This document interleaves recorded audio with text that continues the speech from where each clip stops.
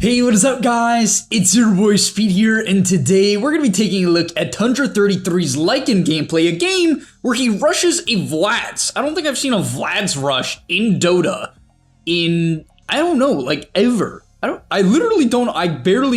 can think of one example where I saw it on a position 4 Monkey King. That's it. But he rushes a Vlad's, goes then into an Assault Kuros, and goes back for the now very popular item that is Wraith Pact, which is the current upgrade for Vlad's, and let's talk about why this is good. Also, he dominates an Ursa in lane as Lycan, which is pretty wild. Before we get into today's video, I want to quickly tell you about today's sponsor, which is Manscaped. They were kind enough to send me some free stuff. I highly recommend it to you guys as well. The first thing is the Manscaped lawnmower.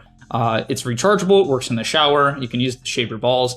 It's extremely easy to use. I've had limited problems with it, so I can't recommend it enough. The next thing is the shampoo and conditioner and the body wash. These I'm using literally every single day. They smell very nice. Like for the majority of my life, and probably for a lot of you guys, you kind of just smell like a teenage boy. You know what I mean? It's like the Axe body wash that you just smell all over your gym's locker room. Get some stuff that actually smells nice. My girlfriend, yes, I actually have, you guys might not believe it, I have a girlfriend. She says it smells extremely nice. I fully agree. I love the way it smells. Gives me some confidence as well. So if you're interested in buying these products, use the link down below to go check it out. And if you use code SPEED while checking out, you can get 20% off and free shipping. And I'll see you guys there. Alright, so if you want to play Lycan, you can go for these exact starting items. The Sage's Mask and Ringer Protection is really good from Vlad's. I will admit, if there's one thing that I really like about this Vlad's build, it's actually the fact that it allows you to go a Sage's Mask into a Ring of Protection as your first 2 items. Lycan has really horrible starting armor at 2, has real mana problems with Wolves being 125 mana and a spamming spell, so this build is quite good. Alright, in terms of the laning stage, it's very important when you're playing Lycan to pull creep aggro. In fact, this is his player perspective. He actually swings his camera mid to pull creep aggro off the puck, which is something you can do, and yeah, he's gonna bring it onto the range creep. Why? Lycan is not good at level 1. The hero is mediocre at best. Its movement speed is pretty good, but honestly, that's about it. And so, honestly, if you can avoid confrontation with the enemy, that's the best case scenario. You're gonna see he's even gonna double pull aggro again back, and basically try to static the wave further back towards his tower. Now, unfortunately, Yatoro on the Ursa prevents that, but you can see with a lot of consistent creep aggro, he's going to try to keep the lane back for as long as he can. Following that up on the second wave, he's going to draw creep aggro again onto his range creep. And it's important to understand you don't have the best way to secure range creeps, so you have to determine whether or not the enemy lane is a lane that threatens you. For instance, if it's something like a Juggernaut Lich, you need to be very careful about walking up for the range creep like this. There's a very decent chance you're going to take half or 2/3 of your HP pool going for 1 range creep. This is the dangerous creep, right? And so instead, if it is a dangerous lane, please ask your support to secure it, stay in position, pull the creep aggro, and disengage. Even here, you can see as he's trying to run back for those other creeps, he tries to pull creep aggro and keep this melee creep alive. So essentially, the gist of Lycan in the laning stage is aggro, aggro, aggro, aggro, deny, and CS. Another thing you can do is send wolves at ranged heroes. In fact, they actually destroy Mira here. Wolves do a pretty significant amount of damage to ranged heroes.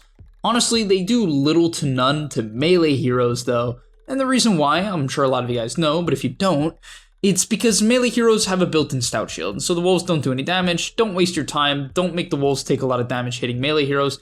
In that case, like if you consider hitting a high armor melee hero, just go for a deny instead, or go for a melee creep CS, something like this. So really the only playstyle shift outside of the kind of creep aggro and chill playstyle is if you have a very aggressive lane support. This lane they actually did pick up 2 kills, you can see he has 2 assists, but you'll notice when he has this Vlad's, he's actually actively trading with an Ursa. This is for 2 reasons. Number 1, the Ursa is level 5 and he's nearly level 7, so he has a very significant XP lead, right? He's now 2 levels up on the Ursa, but he also has this Vlad's. And as a result, any even trade is wildly favorable towards the Lycan. He has 9 HP regen, and you can see here with some decent micro from the Wolves, he's able to drop Yatoro extremely low, they land the cookie on the Wolf, and they pick up a kill. And this is an insane performance. The fact that a Lycan is shutting down, yes, shutting down Yatoro, Ursa. And Ursa is unbelievable, right? Because this is not a favorable matchup. And so, yeah, honestly, this performance this game, I felt like 33 absolutely carried this game. He's 48 and 11, right? 9 minutes in with a kill and 2 assists. He's taken the safe lane tower here at 9 minutes, which is absolutely massive.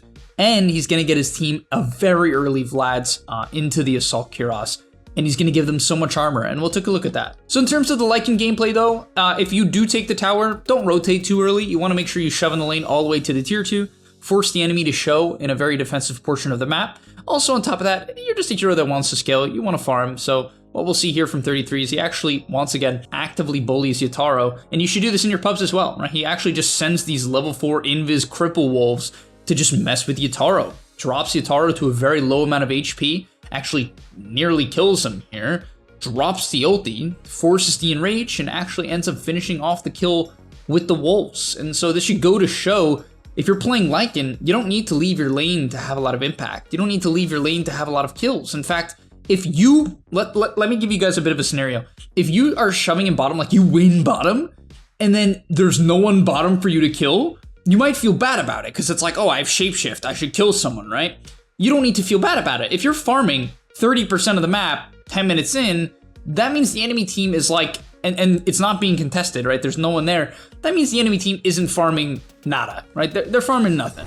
And briefly, before we move on to the Wraith Pact Assault Kuros timing, which is the main thing I want to cover, the big thing I think that really enables good Lycan gameplay is just being willing to take the free kills. So the reason why Tundra picked Lycan this game is because they saw Bane Grimstroke, so they basically just know, okay, there's 2 heroes that Lycan feeds on, right? These heroes that just can't deal with the summons despise playing against Lycan. So that's the main reason why they picked Lycan, right? It's just kind of to make sure that at every point of the game, these supports cannot play the way they want. They have to be running away from a Lycan. And you'll see he just picks up a free kill into the Grim, and that's very important for me because while it seems like a basic idea, it's like, oh, just kill the Grim. It's like, yeah, but a lot of players might hold their ulti to be like, oh, it's a support, right? I want to use my, my shapeshift to kill a core, my black hole to kill a core, my ravage to kill a core. It's like, yeah, and there's some truth to that. The later the game goes, the more you want to hold abilities for bigger kills, because if you use the ability and you don't get a big kill, there's a decent chance the enemy team will take a tower off of it or take Roshan off of it. And you could actually lose the game by, casting a big ability too early. But 10, 11, 13 minutes into the game, that's usually not going to happen. And so instead, him kicking the Grim out of top and getting the kill just enables him to actually use the wolves to completely shove out the top side of the map. Another cool tip as well is Howl is global. Your W, which reduces attack damage on creeps and armor on creeps, is global. It works from the wolves, right? So the wolves apply Howl. And so when he's split pushing here, he wants to make sure the entire creep wave dies. And the main way he does that is by using Howl on the wave. And so as he just casually jungles with his hero, he can now completely shove out the top side of the map, get insane amounts of farm there, and clear all the creep waves, right? So he's just completely safe, and this is how you get massive. Let's take a look at the net worth here. He's nearly as farmed as a Naga Siren, a hero that is known for flash farming in the early game. All right, let's get into the Vlad's AC timing. After that, we have the Wraith Pact AC timing. But as you'll click on his teammates here, they're currently being provided with 8 armor, right? 8 armor, 30 attack speed, 15% lifesteal, and 18% damage, as well as some mana regen. I mean, the buffs that this build provides is insane. And by the way, that's on every single team fight in the area around you. And you gotta love this build this game. Against the Ursa, against the CK, even against something like Puck. Puck didn't go a physical damage build, like he didn't even go Witchblade this game, to be fair. But even against something like Puck, to some extent, right? This armor build is insane, right? Especially considering you're also gonna be casting Howl, which reduces attack damage. If you're in the area and you Howl, this CK is gonna do almost no damage to your teammates, like just because of you. And that's, all right, that's impressive. That's why this hero, if you can pick it in games where, you're gonna have a decent lane, which honestly, if you use the creep aggro strategies, you can have most games. Then you pick it into these single target supports, right? Grim, while it might seem AoE, isn't, because Inkswell doesn't work on creeps. And on top of that, if you're against physical damage heroes, right? So this game in particular is, like, in my opinion, a fantastic example of like a perfect Lycan game. Assuming he does well in lane, which, once again, he just freaking dominated this game. like dominated this game. Honestly, this performance from 33, in my opinion, shows why Tundra is owning this tournament. And finally, let's look at this clip. So I even forgot to mention, not only does Howl, AC, and Vlad's help with physical damage, your wolves also have the ability Cripple. If you don't know that, when the wolves hit level 4, they have a 20% chance to slow by 15%, slow attack speed by 60, and do 8 damage a second. 60 attack speed slow. What is the attack speed of the CK? 188. You get rid of a third of his attack speed. That is insane. So as we take a look at this clip here, Collapse jumps on Saksa. He like wants to, look at this auto attack. That is so sad, dude. That's 0 damage. It's like literally 0. And the thing is, he hadn't even howled at that point. So yeah, that's why this build, if you manage, I mean, obviously they're, 10k net worth ahead, so everything is gonna look better than it actually is. But trust me, even if the game, let's say they were 3k net worth ahead, or they're even, it wouldn't look that much different, because the CK's next item is gonna be like a BKB, right? Or it's going to be a BKB or like a shard. That's not going to really increase the DPS by much at all. All right, next up, let's talk about this Wraith Pact item that everyone seems to be buying now. Basically, what it does is it gives you an active. It has a pretty good build-up, I will say. That the build-up's good. The recipe is only 400 gold, which makes this item actually very easy to build into. It just kind of gives you HP and mana as well, which is quite nice. So yeah, it's a solid item. In terms of just stats and build up, which is always good when you're considering whether or not you should build an item. But by the way, a lot of supports are buying this. So as position 4, if the enemy team has a lot of physical damage and your team has a lot of physical damage, then I think this item is fantastic. On top of that, it reduces all damage of enemies, which is why maybe this item should have been purchased more last patch. I mean, to be fair, it was buffed quite significantly. Like, it was arguably the most buffed item of the last patch. Like, it's pretty insane how much this item was buffed. So maybe not, but as we'll see in this clip here, this Wraith Pact over here is doing 30 damage a second, which is definitely not nothing. I'm not sure if it cancels blink daggers. If you guys know, you could let us know in the comment section down below. I'd appreciate if someone can add that. But as we'll see here, it's just gonna constantly reduce everyone's damage in this huge AoE. You can see it does this pulse. It's standing on the ground right here. It's this little totem thing. It's doing this pulse, and everyone's just taking damage and doing 30% less. Like, what a wild number, you know what I mean? 30% less damage is insane. And honestly, I think my favorite part of this build is the fact that you actually scale as a right clicker. So Lycan is just a hero that naturally hits very hard with these items. And if you farm enough, by the way, I also recommend buying Shard in pubs. I think it's like, in pubs, I think it's broken, honestly. Like, especially if you're low MMR, I'm gonna keep it real with you guys. If you're low MMR and like you buy Shard on Lycan, it's literally gonna take towers.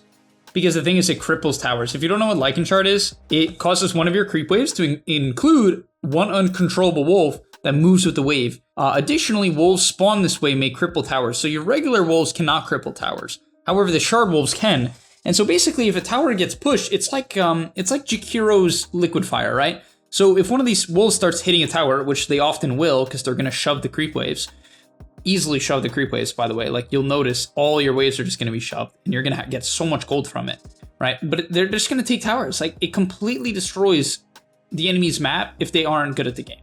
Like, I think in pro games, it's kind of reasonable not to buy because people are clearing waves much more effectively and efficiently. And on top of that, it can even sometimes take a little bit of farm away from you and your team because it's shoving in the waves so hard. But I think in pubs, that's honestly fine. If anything, it's just a really good thing. And so it's something to consider. But as I was saying, Zero scales well as a right clicker. You can see he goes BKB as his third item. I hate when Lycans don't buy BKB. By the way, I think you should buy drums most games as well. However, his teammate does it, so he doesn't have to. I think going drums like after Wraith Pact or after Vlad's is actually extremely good. And it's something you could do if your teammates don't do it. But yeah, because it's also just a good right-clicking item. Drums, that is. But as we can see in this team fight, he's going to actually rip Yatoro to shreds. You hit really hard. Like, it's pretty impressive how hard your hero actually hits. Just chomps down the Ursa onto the Bane, who unfortunately has a Ghost Scepter, which is why you always buy a Nullifier as like your third or fourth DPS item, because otherwise you're just going to get kited. The amount of Ghost Scepters that come out or Yules that come out against Lycan is usually insane. The hero's pretty kiteable. All right, and that's going to be about the end of today's video. Hopefully you guys enjoyed, as he actually queues up a Hex. Maybe he's buying the Hex because it's better against Ursa, right? You can't really nullify Ursa, it doesn't do anything. That's something to consider as well if you're hitting hard enough. But alright, thank you guys so much for watching. I'll see you in the next one, and I'm out. And that's all, but remember, before you leave, come on, before you tune out, subscribe to the GameLeap website where we are going to help you get to the next rank. If you're stuck, click the link down below, and I'm out. Peace.